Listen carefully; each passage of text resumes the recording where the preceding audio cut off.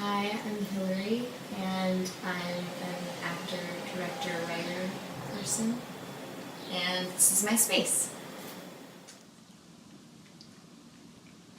I kind of want to talk about my Super Nintendo.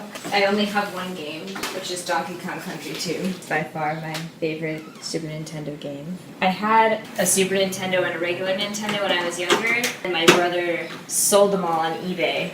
Traumatizing. For Christmas, my friend gave me a Super Nintendo and my favorite game, which was really nice. This is my mint plant, given to me by Kara Francis as a thank you gift for working on Soft Hydraulics, which is a play that I assisted on. This is the sign for our apartment.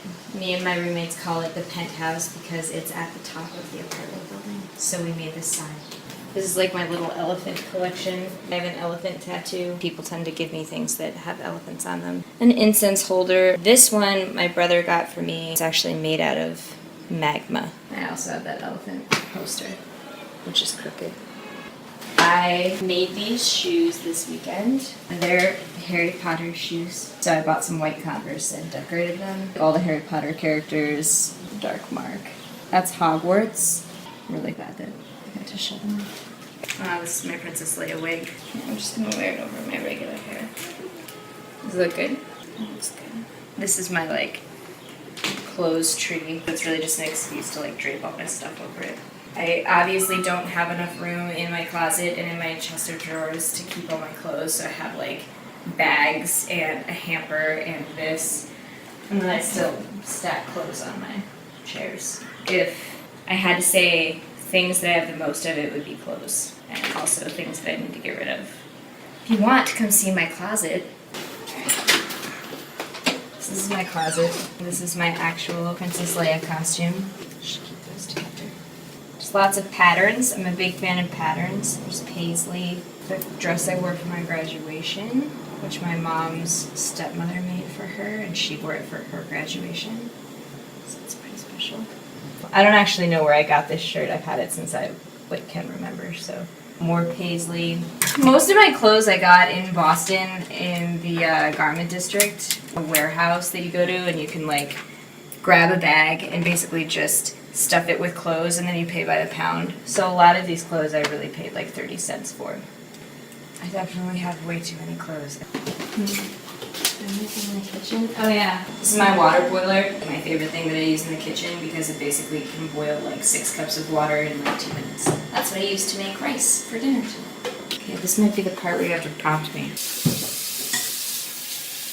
Those pumpkins, my roommate's mom got those for us. For Christmas, actually. We didn't even have them at Halloween. There are Christmas lights. It's my rose bush that I got for my birthday in September, and so it died over winter, and then it came back to life.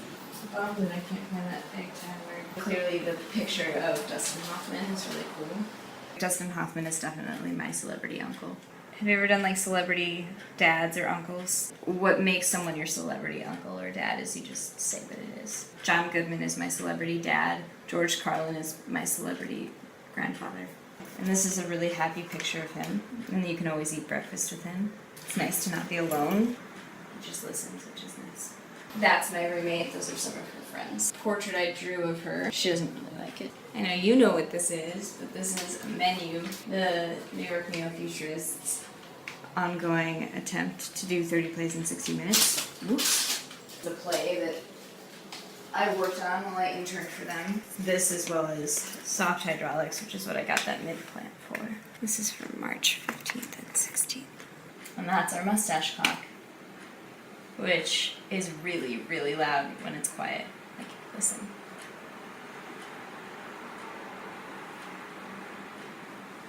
In Texas, all the little girls are expected to be cheerleaders even when they're awkward. Note that I'm taking this really seriously in this picture.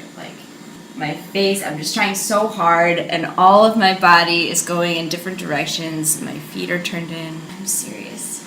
So obviously I'm a professional cheerleader. This was that. I was such an awkward kid.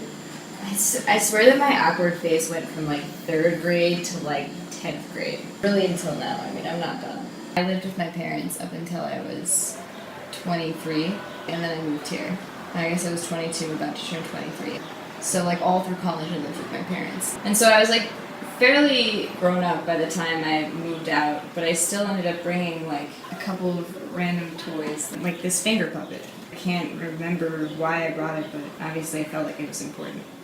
And this is The Busy World of Richard Scarry. It's just like a little container that I've had since I was a little kid. And so I probably used to keep beads in it, and now sometimes I keep illicit substances in it.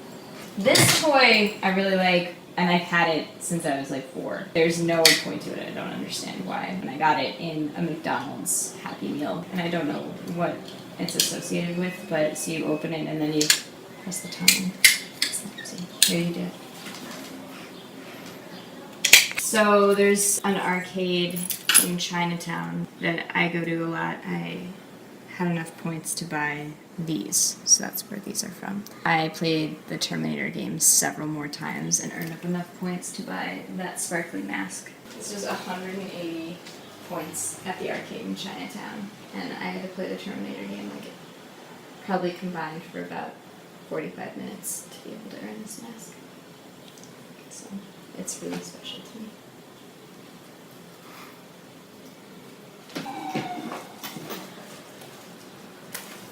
So, Wrinkle in Time, a book that I read when I was a lot younger, kind of like changed the way I think about things.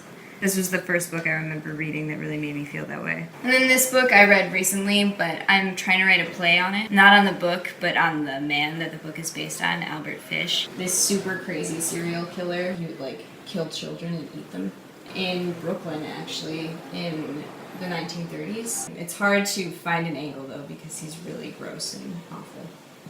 I've written like a series of monologues for all the characters I want so far. I mean, there's going to be more characters. I've written like 3 monologues from his perspective, a couple of monologues for the detective that like really tracked him down, Detective King. It basically made it like his life mission for several years to find this guy, and then finally found him. They have a really weird, interesting relationship, or they had, and he was electrocuted.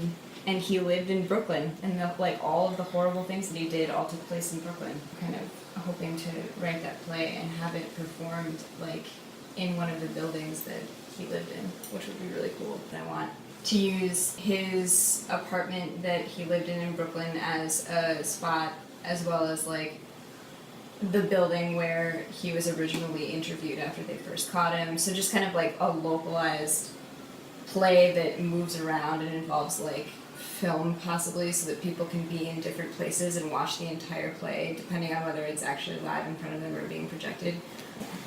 And then the 2 books that are like very contrast.